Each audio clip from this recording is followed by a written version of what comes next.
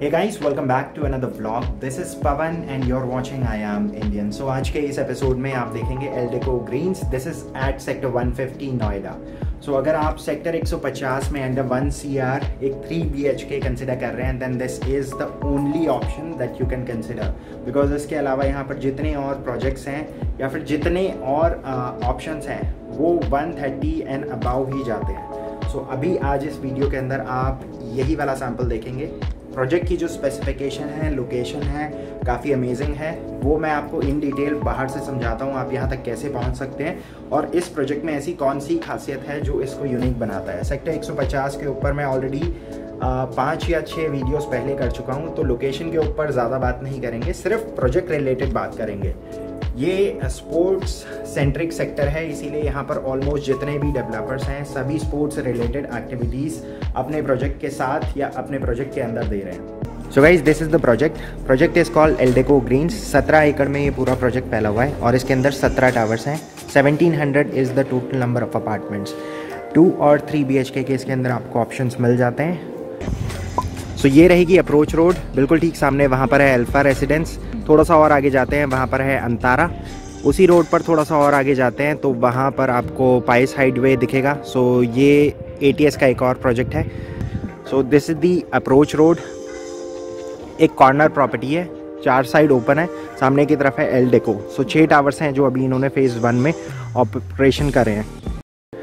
Segregate करने के लिए बहुत आसान इन्होंने कर दिया है. ऑल दीज जिसके ऊपर वर्ब लिखा हुआ है दीज आर 3 BHK अपार्टमेंट्स और जिसके ऊपर येलो है दोज आर 2 BHK. इस प्रोजेक्ट की एक और ख़ास बात यह है it's a 4 side open project. तो 3 साइड आपको एंट्री और एग्जिट के पॉइंट्स मिल जाते हैं. जो चौथा एंट्री एग्जिट पॉइंट है that's specially and dedicated for cricket ground. So इसके साथ वाला जो प्रोजेक्ट है अगेन वो भी एक लैंडमार्क प्रोजेक्ट है. टाटा का पहला प्रोजेक्ट है नोएडा के अंदर. सो वहाँ पर भी स्पोर्ट्स अमेनिटीज़ है. सो वहाँ पर एक टेनिस एकेडमी है. इसके अलावा यहाँ पर 30,000 स्क्वायर फीट का एक क्लब एरिया भी है जिसके अंदर को वर्किंग स्पेसेस और इसके अलावा गेस्ट हाउसेस भी ये बना रहे हैं. This is Eldeco greens at sector 150 Noida. अभी जो आप सैंपल देख रहे हैं ये 1404 स्क्वायर फीट में एक 3 बेडरूम 2 टॉयलेट यूनिट है. यहाँ पे इस फ्लैट के अंदर एंटर करते हैं. बीच में आपको ज़ीरो विजिबिलिटी जोन के लिए आपको एक फॉयर एरिया मिलता है. इसके बाद यहाँ से थोड़ा सा और आगे की तरफ आते हैं तो ये रहेगा पूरा ओपन किचन का कॉन्सेप्ट है यहाँ पर. और ये जो स्पेस अभी आप देख रहे हैं ये बेसिकली लिविंग और डाइनिंग एरिया स्पेस है. लिविंग में इन्होंने लो राइज फर्नीचर यूज़ करा है तो फर्नीचर प्लेसमेंट से आपको यहाँ पर एक आइडिया मिल जाता है आप इस तरह के रेक्टेंगल शेप के लिविंग और डाइनिंग एरिया को किस तरीके से यूटिलाइज कर सकते हैं.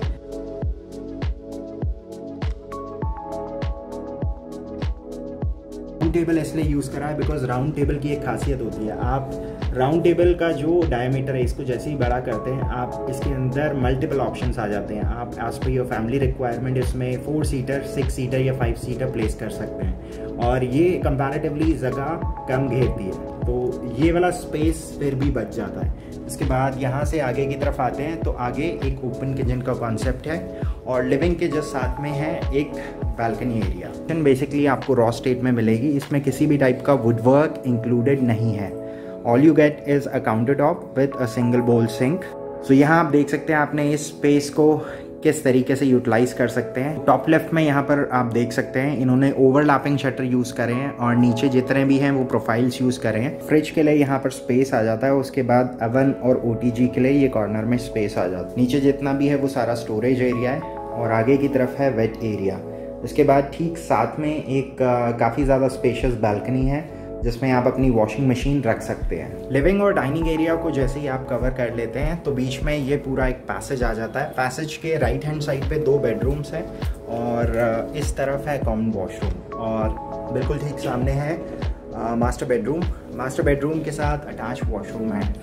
सो यहाँ पर आप देख सकते हैं फ्लैट अगर आप नेचुरल लाइट के अंदर देखें तो ऑलमोस्ट 3 डायरेक्शन से यहाँ पर इस फ्लैट के अंदर नेचुरल लाइट आ रही है. सो लिविंग रूम के साथ आगे एक अटैच बालकनी है. ये बीच में पूरा पैसेज आ जाता है. सो वॉशरूम में आप देख सकते हैं एंड टू एंड इन्होंने टाइल्स कर रखी है और सारी वॉल माउंटेड फिटिंग्स हैं.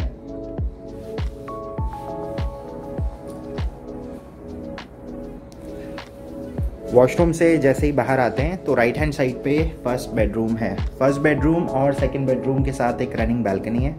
So this is the first bedroom. तो इस वाले बेडरूम में आप देख सकते हैं फ्लोर एरिया से सेपरेट है क्लोजेट एरिया, और अगर आप यहाँ पर स्लाइडर्स यूज़ करते हैं तो आपके पास यहाँ पर कॉर्नर के लिए भी स्पेस और प्रोविज़न बन जाता है। सो इस वाले फ्लैट के अंदर आप देख सकते हैं इंटीरियर और furniture choice as per room size है। तो इससे आप बहुत सारे आइडियाज़ ले सकते हैं घर बैठे हुए कि आप अगर मान लीजिए इस एरिया में अपने फर्नीचर को फिट करना चाहते हैं तो किस तरीके से कर सकते हैं। वैसे अगर एक टिप मैं यहाँ पर आपको देना चाहूँगा, आप कभी भी घर अगर खरीद रहे हैं तो अपना जो एग्जिस्टिंग फर्नीचर है उसके हिसाब से घर मत खरीदिए। फर्नीचर हमेशा खरीदा जाता है घर के हिसाब से, फर्नीचर के हिसाब से आप घर सिलेक्ट नहीं करते हैं। इससे थोड़ा सा और आगे आते हैं तो ये सेकंड बेडरूम है। Second bedroom comparatively first bedroom से थोड़ा ज़्यादा बड़ा है, और यहाँ पर आप देख सकते हैं एक क्वीन साइज बेड है with a provision for corners on both the side, और यहाँ पर इसीलिए इन्होंने स्लाइडर्स यूज़ करे हैं ताकि स्पेस ज़्यादा निकल आए।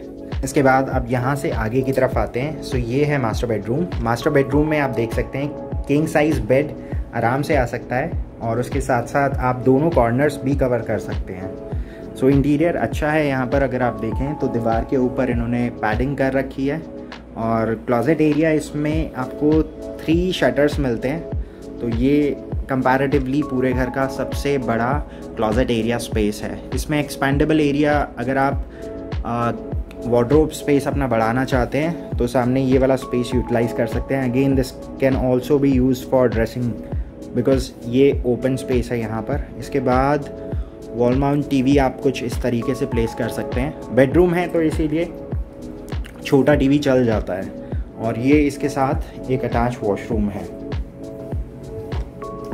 तो इस वाले वॉशरूम के अंदर आपको नीचे वैनिटी के लिए काफ़ी ज़्यादा स्पेस मिल जाता है, और इसमें जितनी भी फिटिंग्स हैं ये सारी वर्मोरा की यूज़ कर रहे हैं इस वॉशरूम के अंदर। और इनफैक्ट पूरे घर के अंदर जितना भी चाइना वेयर है वॉशरूम के अंदर वो सारा वर्मोरा का है।